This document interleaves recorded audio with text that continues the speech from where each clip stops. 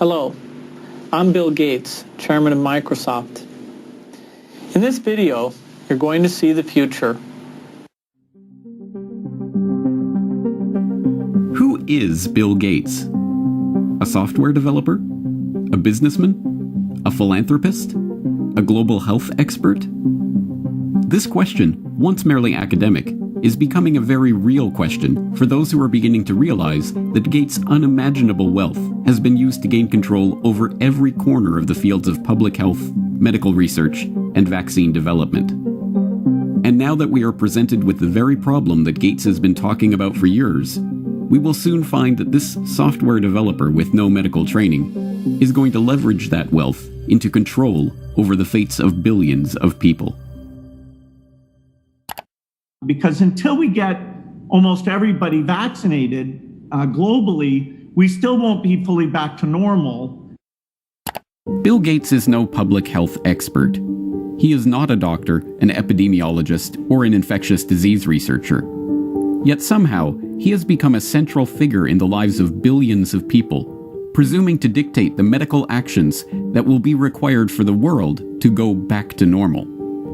The transformation of Bill Gates, from computer kingpin to global health czar, is as remarkable as it is instructive, and it tells us a great deal about where we are heading as the world plunges into a crisis, the likes of which we have not seen before. This is the story of how Bill Gates monopolized global health. You're tuned into the Corbett Report. Until his reinvention as a philanthropist in the past decade, this is what many people thought of when they thought of Bill Gates. In the case of the United States versus Microsoft, the US Justice Department contended that the software giant had breached antitrust laws by competing unfairly against Netscape Communications in the internet browser market, effectively creating a monopoly. Bill's first concern was that the prosecution could potentially block the release of his company's latest operating system, Windows 98. Are you asking me about when I wrote this email, or what are you asking me about? I'm asking you about January of 1996. That month? Yes, sir. And what about it? What non-Microsoft browsers were you concerned about in January of 1996? I don't know what you mean concerned. What is it about the word concerned that you don't understand?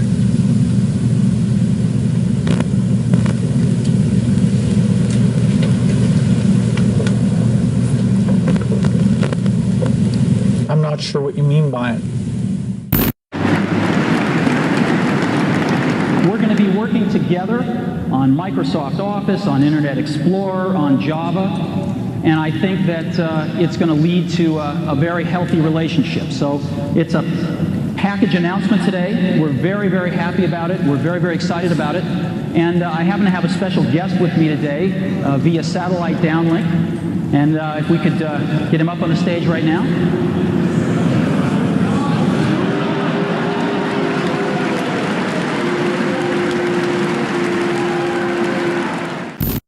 Police and security guards in Belgium were caught flat-footed today by a cowardly sneak attack on one of the world's wealthiest men. The target was Microsoft Chairman Bill Gates, arriving for a meeting with community leaders. Watch what happens when a team of hitmen meet him first with a pie in the face.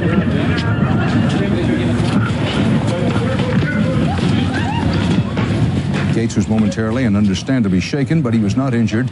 The hit squad piled on with two more pies before one of them was wrestled to the ground and arrested. The others, for at least the moment, got away. Gates went inside, wiped his face clean, and made no comment. He then went ahead with his scheduled meeting. No word on the motive for this attack. But once reviled for the massive wealth and the monopolistic power that his virus-laden software afforded him, Gates is now hailed as a visionary who is leveraging that wealth and power for the greater good of humanity. In the 22nd century, a book will be written about the entrepreneur of the 21st century. I'm sure that the person who will foremost come to the mind of those historians is certainly Bill Gates. I don't think it's hyperbole to say that Bill Gates is singularly, I would argue, the most consequential individual of our generation. I mean that. Our next guest is one of the richest and most generous men in the world. Please welcome Bill Gates. At a time when everyone is looking to understand the scope of the pandemic and how to minimize the threat, one of the best informed voices is that of businessman and philanthropist Bill Gates. The process by which this reinvention of Gates's public image took place is not mysterious. It's the same process by which every billionaire has revived their public image since John D. Rockefeller hired Ivy Ledbetter Lee to transform him from the head of the Standard Oil Hydra into the kind old man handing out dimes to strangers. Don't you give a dime, Mr. Rockefeller?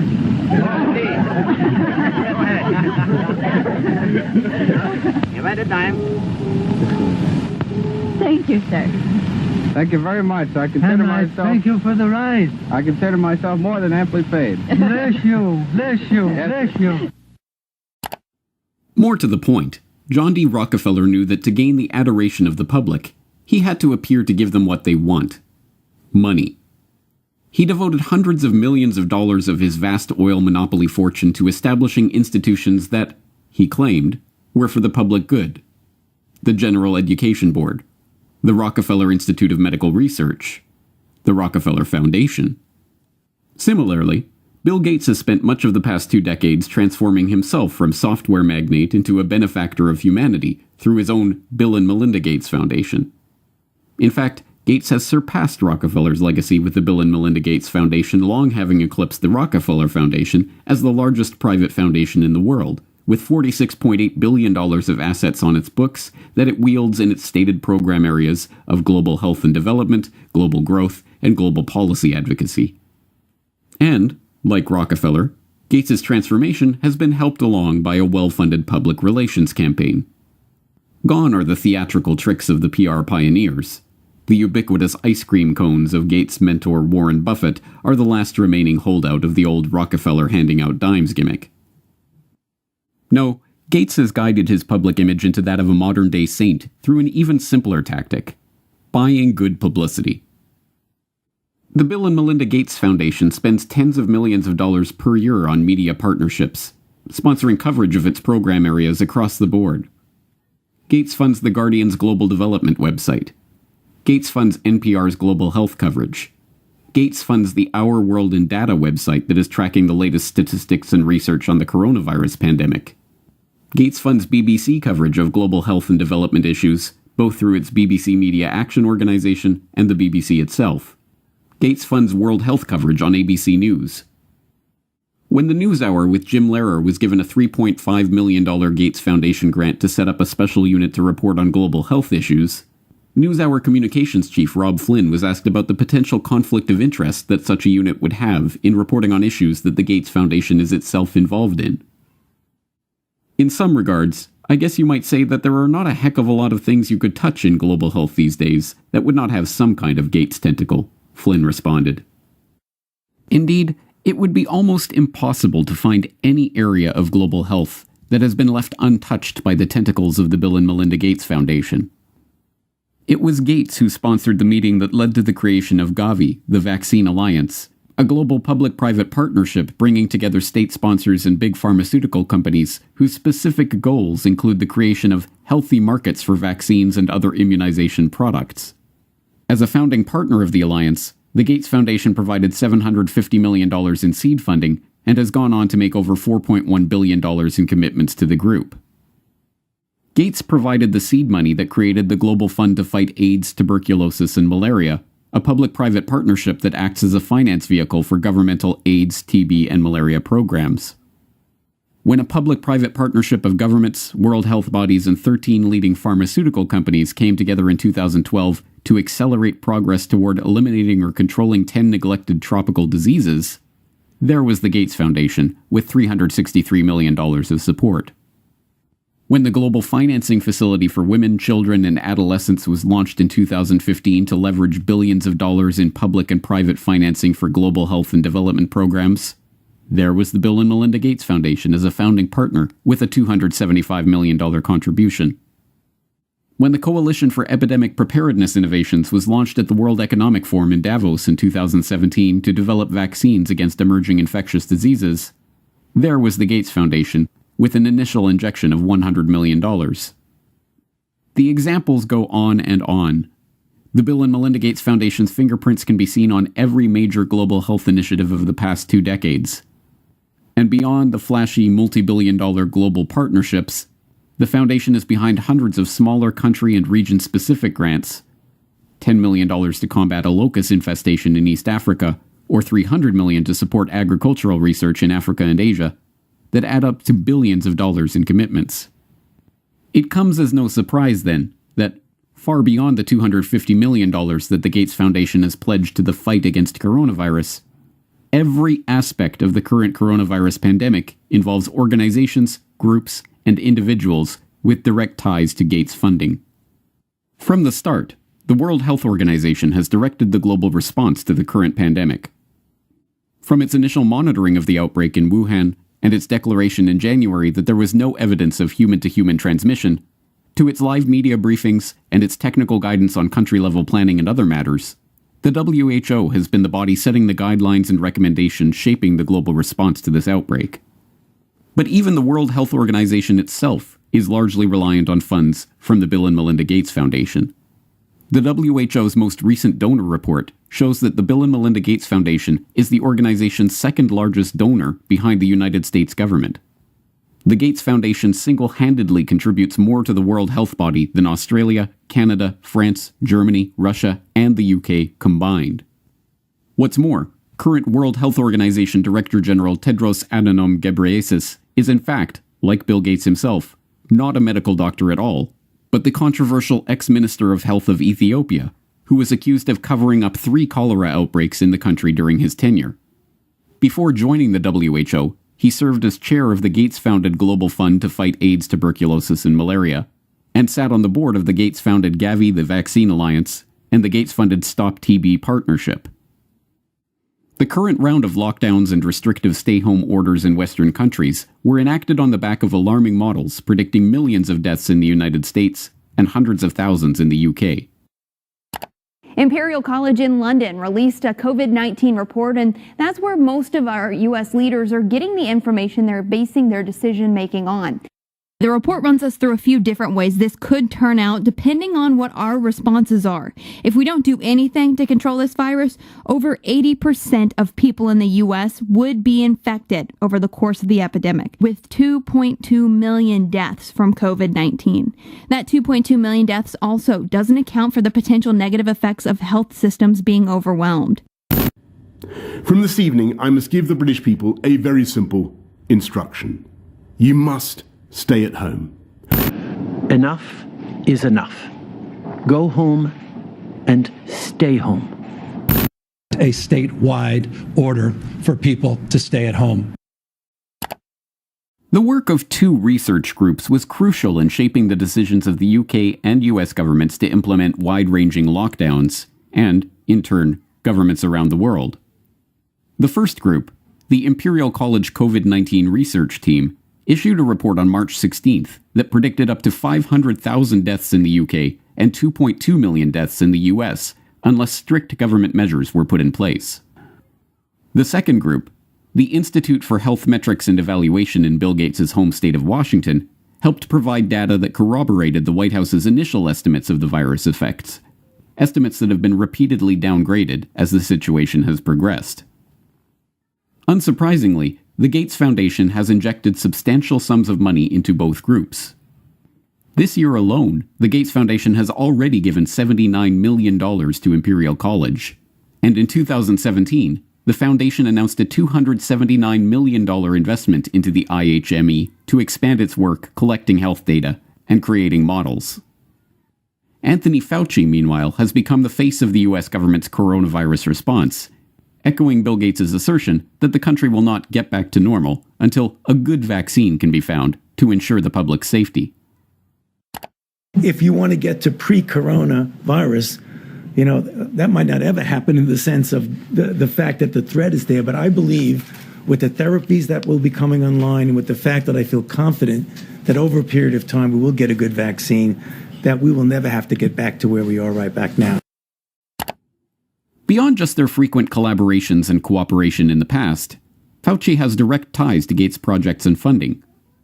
In 2010, he was appointed to the Leadership Council of the Gates-founded Decade of Vaccines project to implement a global vaccine action plan, a project to which Gates committed $10 billion of funding. And in October of last year, just as the current pandemic was beginning, the Gates Foundation announced a $100 million contribution to the National Institute of Health to help, among other programs, Fauci's National Institute of Allergy and Infectious Diseases research into HIV. Also in October of last year, the Bill and Melinda Gates Foundation partnered with the World Economic Forum and the Johns Hopkins Center for Health Security to stage Event 201, a tabletop exercise gauging the economic and societal impact of a globally spreading coronavirus pandemic. It began in healthy-looking pigs, months, perhaps years ago. A new coronavirus.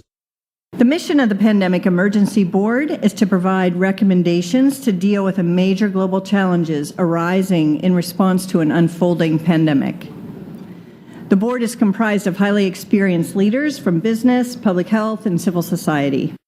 We're at the start of what's looking like it will be a severe pandemic. And there are problems emerging that can only be solved by global business and governments working together. Governments need to be willing to do things that are out of their historical perspective, or for the most part, it's really a war footing that we need to be on. Given the incredible reach that the tentacles of the Bill and Melinda Gates Foundation have into every corner of the global health markets, it should not be surprising that the foundation has been intimately involved with every stage of the current pandemic crisis either. In effect, Gates has merely used the wealth from his domination of the software market to leverage himself into a similar position in the world of global health. The whole process has been cloaked in the mantle of selfless philanthropy, but the foundation is not structured as a charitable endeavor. Instead, it maintains a dual structure.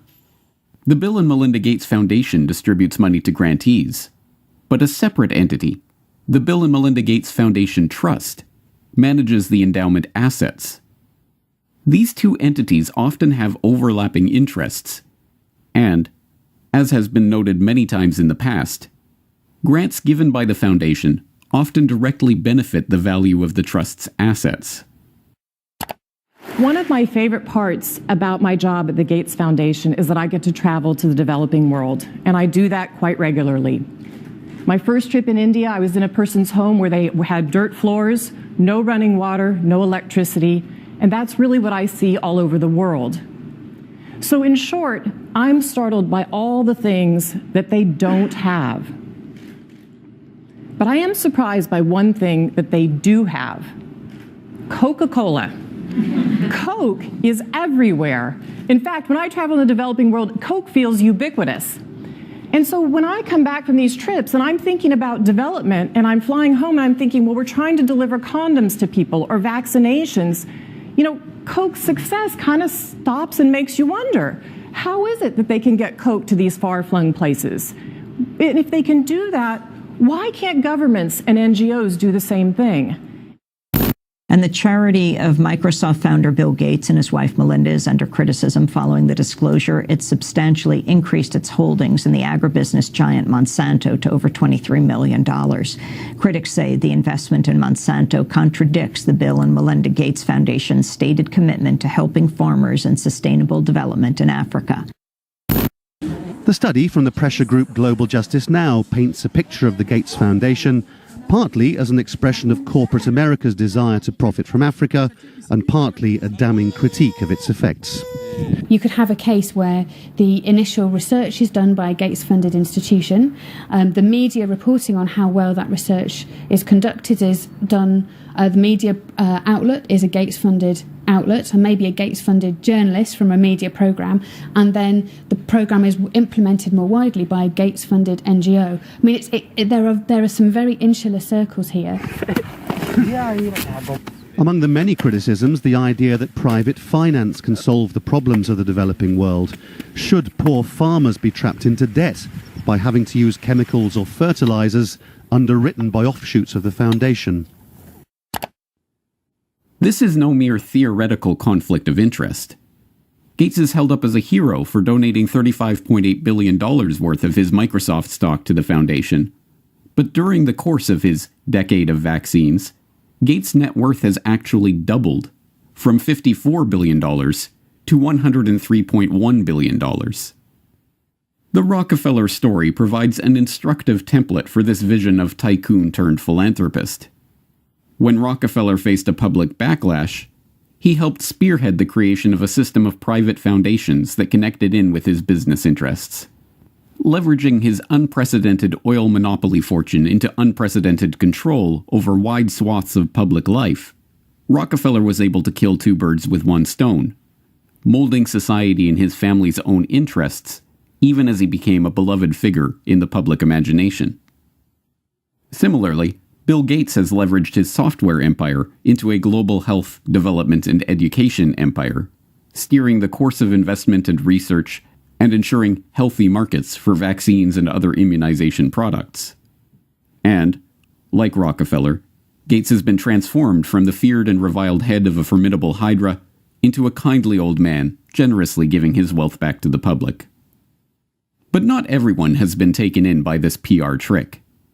Even The Lancet observed this worrying transformation from software monopolist to health monopolist back in 2009, when the extent of this Gates-led monopoly was becoming apparent to all. The first guiding principle of the Bill and Melinda Gates Foundation is that it is driven by the interests and passions of the Gates family. An annual letter from Bill Gates summarizes those passions, referring to newspaper articles, books, and chance events that have shaped the Foundation's strategy. For such a large and influential investor in global health, is such a whimsical governance principle good enough? This brings us back to the question: who is Bill Gates? What are his driving interests? What motivates his decisions? These are not academic questions. Gates' decisions have controlled the flows of billions of dollars, formed international partnerships pursuing wide-ranging agendas, ensured the creation of healthy markets for big pharma vaccine manufacturers. And now, as we are seeing, his decisions are shaping the entire global response to the coronavirus pandemic. $10 billion. I mean, just speak about the magnitude of that. That is by far the biggest commitment of the foundation, isn't it, Bill? I mean, this is by far the largest. That's right. We've been spending a lot on vaccines. With this commitment, over 8 million additional lives will be saved. So it's one of the most effective ways that health in the poorest countries can be dramatically improved. In January of 2010, Bill and Melinda Gates used the World Economic Forum at Davos to announce a staggering $10 billion commitment to research and develop vaccines for the world's poorest countries, kicking off what he called a decade of vaccines. Today we're announcing a commitment over this next decade, which we think of as a decade of vaccines having incredible impact. We're announcing that we'll spend over $10 billion on vaccines. Hailed by the Gates-funded media. For the record, the Bill and Melinda Gates Foundation is a NewsHour underwriter. And applauded by the pharmaceutical companies who stood to reap the benefits of that largesse. The record-setting commitment made waves in the international community, helping to underwrite a global vaccine action plan coordinated by the Gates-funded World Health Organization. But contrary to the Gates' own PR spin that this $10 billion pledge was an unalloyed good and would save 8 million lives, the truth is that this attempt to reorient the global health economy was part of a much bigger agenda. An agenda that would ultimately lead to greater profits for big pharma companies, greater control for the Gates Foundation over the field of global health, and greater power for Bill Gates to shape the course of the future for billions of people around the planet. This is Bill Gates' plan to vaccinate the world. You're tuned into the Corbett Report. Given Gates' pledge to make this a decade of vaccines, it should come as no surprise that, since the dawn of this coronavirus crisis, He has been adamant that the world will not go back to normal until a vaccine has been developed. But we're going to have this intermediate period of opening up, and it won't be normal until we get an amazing vaccine to the entire world. The vaccine is critical because until you have that, things aren't really going to be normal. They can open up to some degree, but the risk of a rebound will be there until we have very broad vaccination. They won't be back to normal until we either have that phenomenal vaccine or a therapeutic that's like over 95% effective. And so we have to assume that's going to be almost 18 months from now. And then the final solution, which is a year to 2 years off, is the vaccine. So we've got to go full speed ahead on all three fronts. Just to head off the conspiracy theorists, maybe we shouldn't call the vaccine the final solution. Maybe just the best solution. Okay. More interestingly, since Gates began delivering this same talking point in every one of his many media appearances of late, it has been picked up and repeated by heads of state, health officials, doctors, and media talking heads, right down to the scientifically arbitrary but very specific 18-month time frame. Realistically, COVID-19 will be here for the next 18 months or more. We will not be able to return to normalcy until we find a vaccine or effective medications. The hard fact is, until we find a vaccine, going back to normal means putting lives at risk.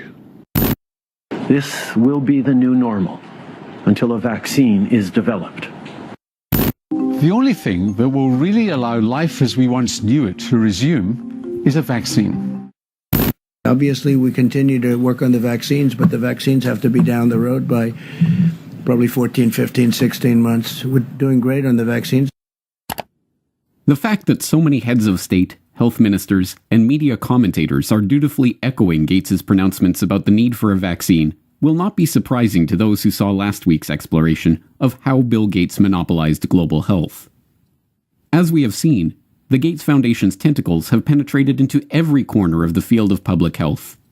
Billions of dollars in funding and entire public policy agendas are under the control of this man, an unelected, unaccountable software developer with no medical research experience or training. And nowhere is Gates's control of public health more apparent than in the realm of vaccines. Gates launched the decade of vaccines with a $10 billion pledge. Gates helped develop the Global Vaccine Action Plan administered by the Gates-funded World Health Organization. Gates helped found Gavi, the Vaccine Alliance, aiming to develop healthy markets for vaccine manufacturers. Gates helped launch Gavi with a $1 billion donation in 2011, going on to contribute $4.1 billion over the course of the decade of vaccines.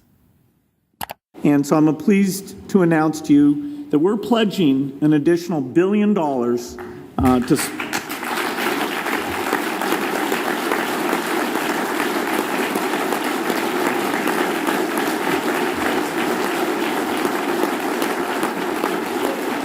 Thank you.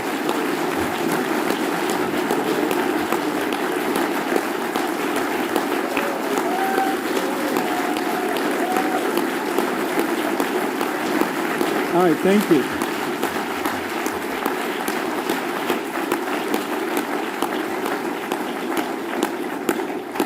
It's not every day we give away $1 billion. One of the Gates Foundation's core funding areas is vaccine development and surveillance, which has resulted in the channeling of billions of dollars into vaccine development, a seat at the table to develop vaccination campaigns in countries around the globe, and the opportunity to shape public thinking about Bill Gates's pet project of the past 5 years, preparing rapid development and deployment of vaccines in the event of a globally spreading pandemic. If anything kills over 10 million people in the next few decades, it's most likely to be a highly infectious virus. Whether it occurs by the quirk of nature or at the hand of a terrorist, epidemiologists showed through their models that a respiratory spread pathogen would kill more than 30 million people in less than a year. And there is a reasonable probability of that taking place in the years ahead. Many high-profile personalities have been gathering at this year's World Economic Forum in Davos, which aims to discuss and deal with the globe's most pressing issues. Amongst them is the Microsoft founder Bill Gates. His foundation is investing millions in the Coalition for Epidemic Preparedness Innovations to help combat infectious diseases. Here's some of what he had to say about his push to develop new vaccines. Unfortunately, it takes many years to do a completely new vaccine. The design, the safety reviews, costs, the manufacturing, all those things mean that an epidemic can be very widespread before that tool would come along. And so after Ebola, the global health community talked a lot about this, including a new type of vaccine platform called DNA-RNA that should speed things along. And so this Coalition for Epidemic Preparedness Initiative, CEPI, is 3 countries, Japan, Norway, Germany, and 2 foundations. Wellcome Trust, who we work with on a lot of things, and our foundation, Gates Foundation, coming together to fund actually trying to use that platform and make some vaccines, and so that would help us in the future. We know vaccines can protect us. We just need to be better prepared. So let's come together. Let's research and invest. Let's save lives. Let's outsmart epidemics.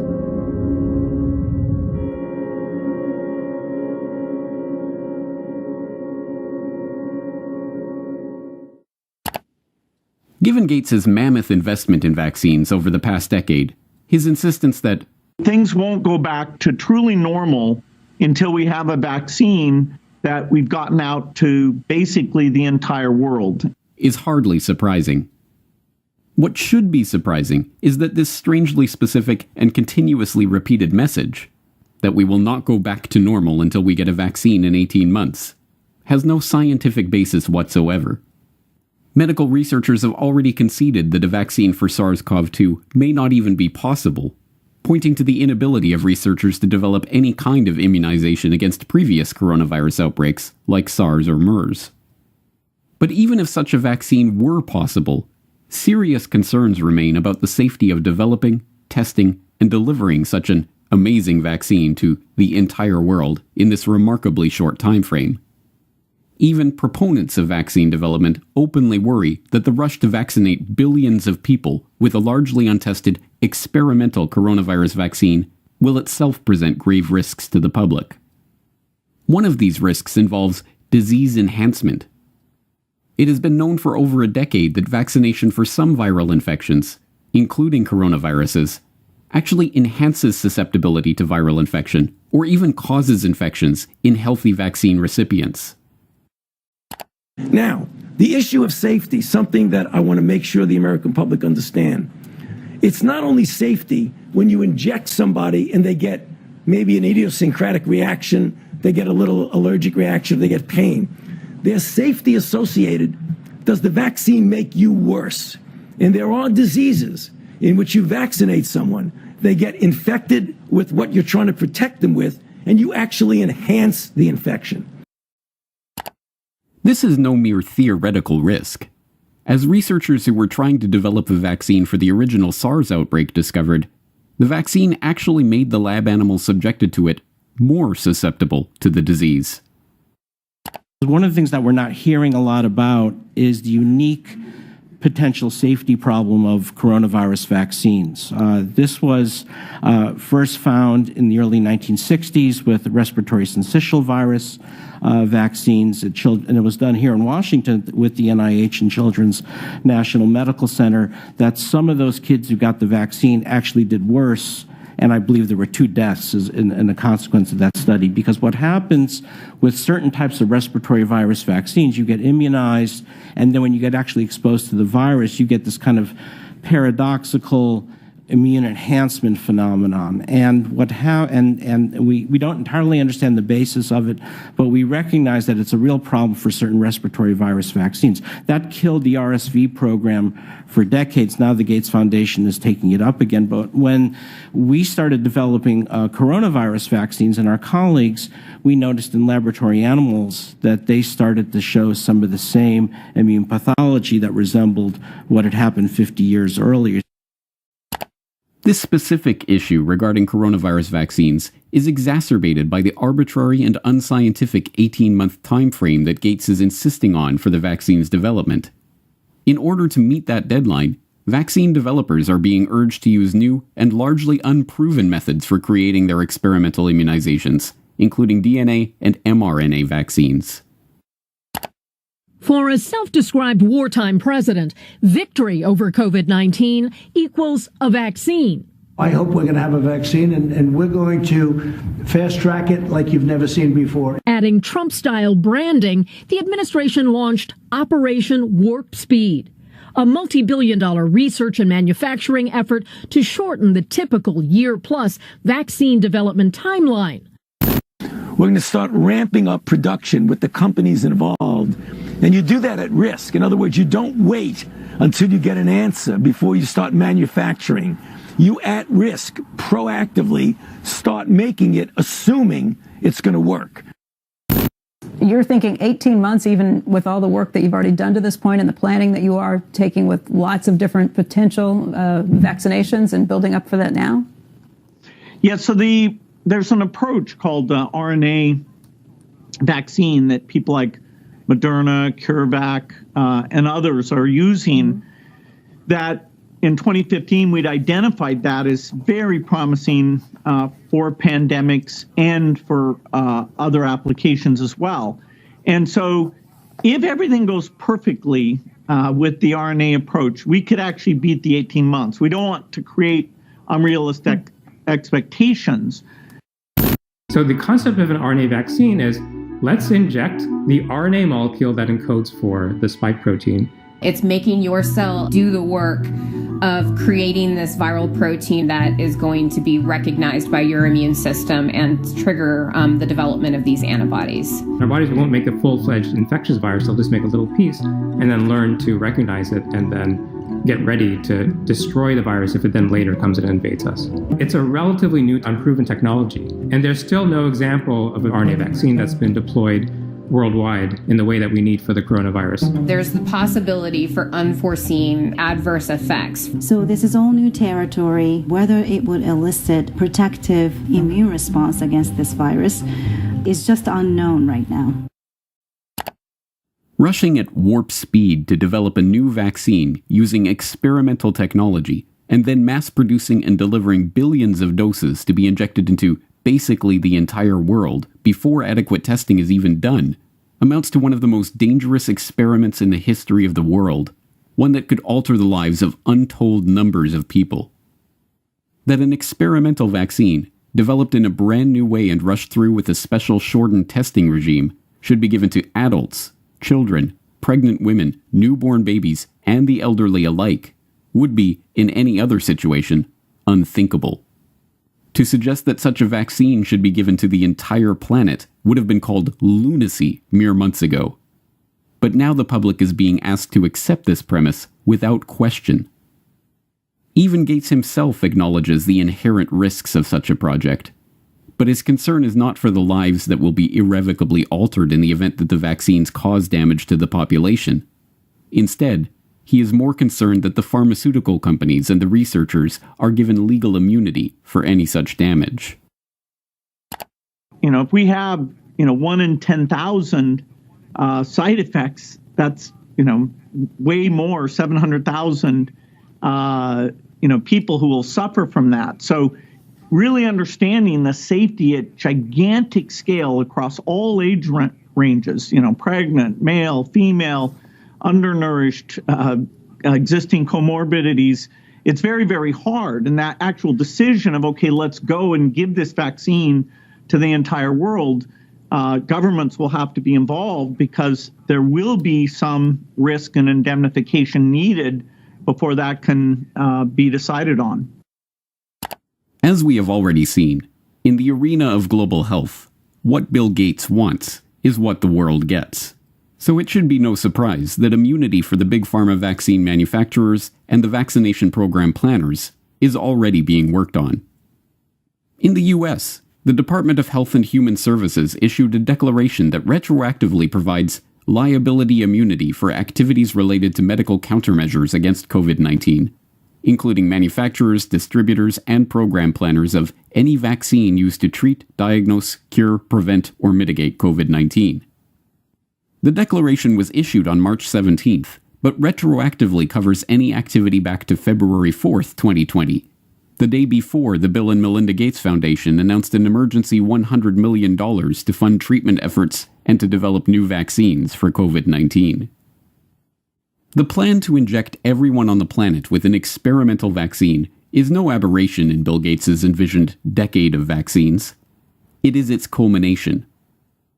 The decade of vaccines kicked off with a Gates-funded $3.6 million observational study of HPV vaccines in India that, according to a government investigation, violated the human rights of the study participants with gross violations of consent and failed to properly report adverse events experienced by the vaccine recipients.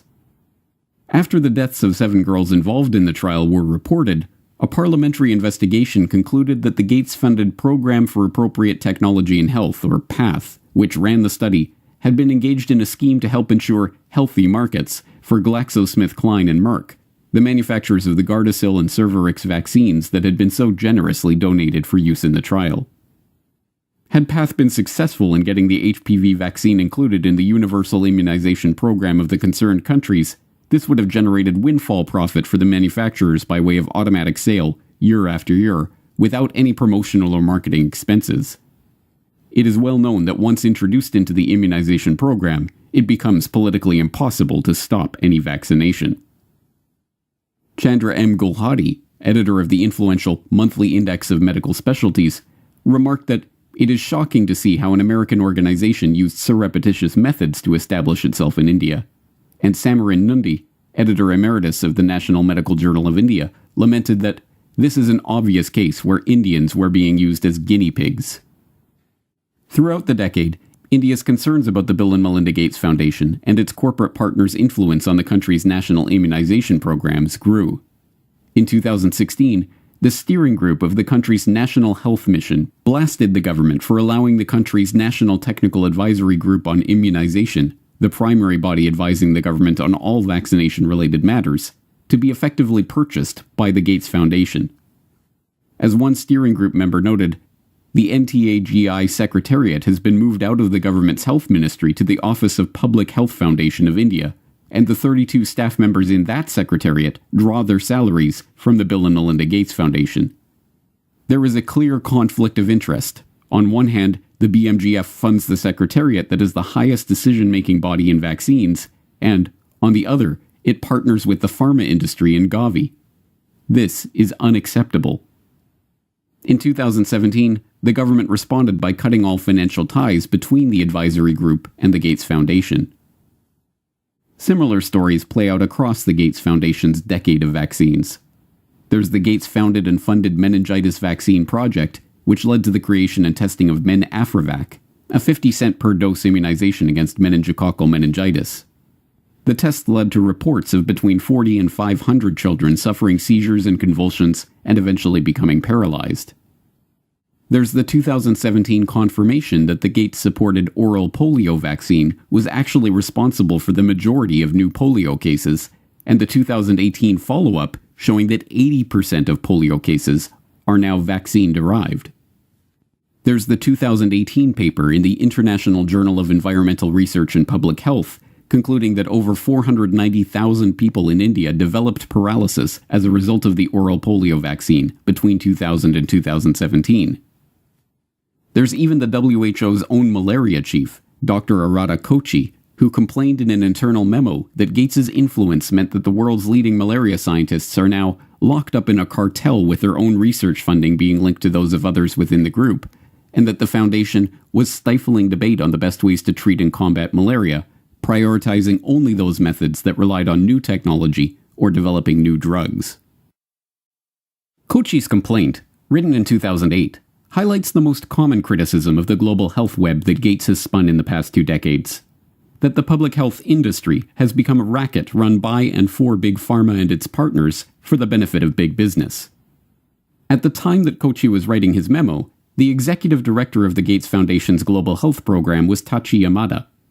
Yamada left his position as chairman of research and development at GlaxoSmithKline to take up the position at the Gates Foundation in 2006, and left the foundation 5 years later to become chief medical and scientific officer at Takeda Pharmaceuticals.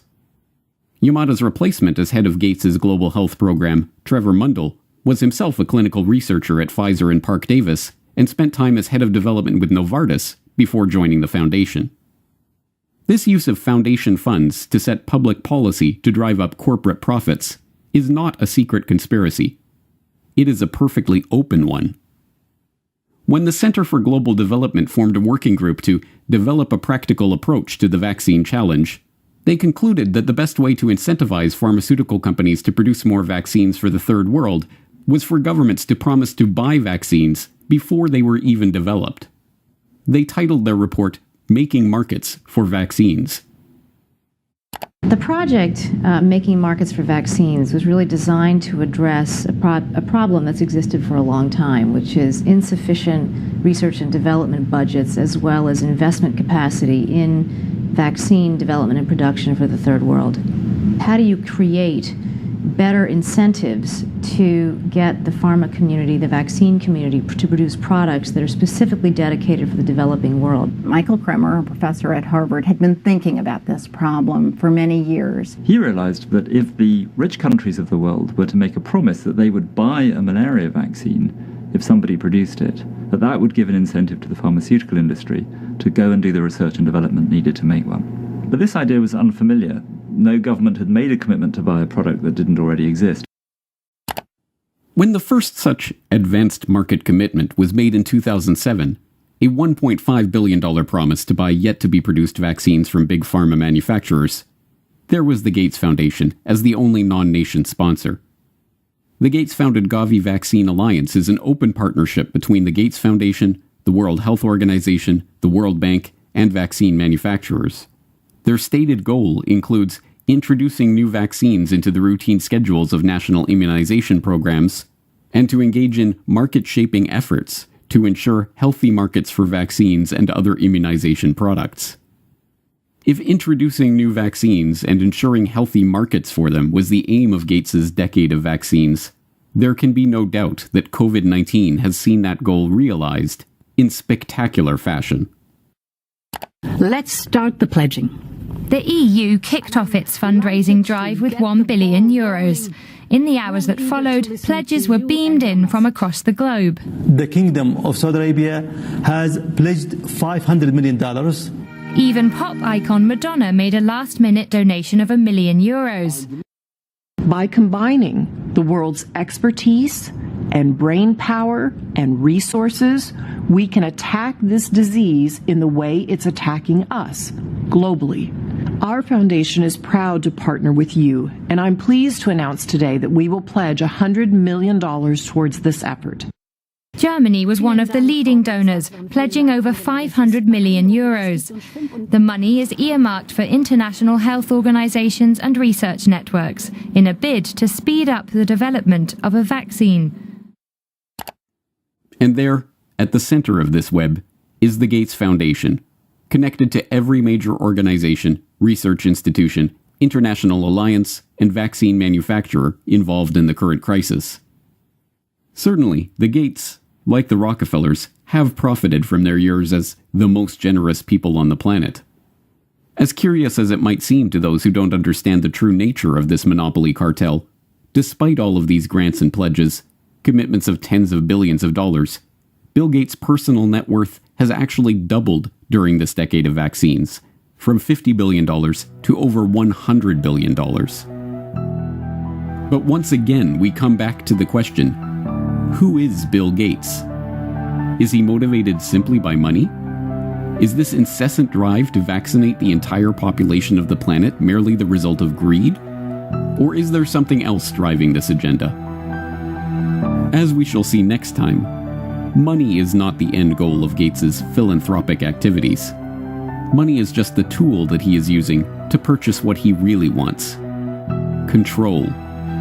Control not just of the health industry, but control of the human population itself.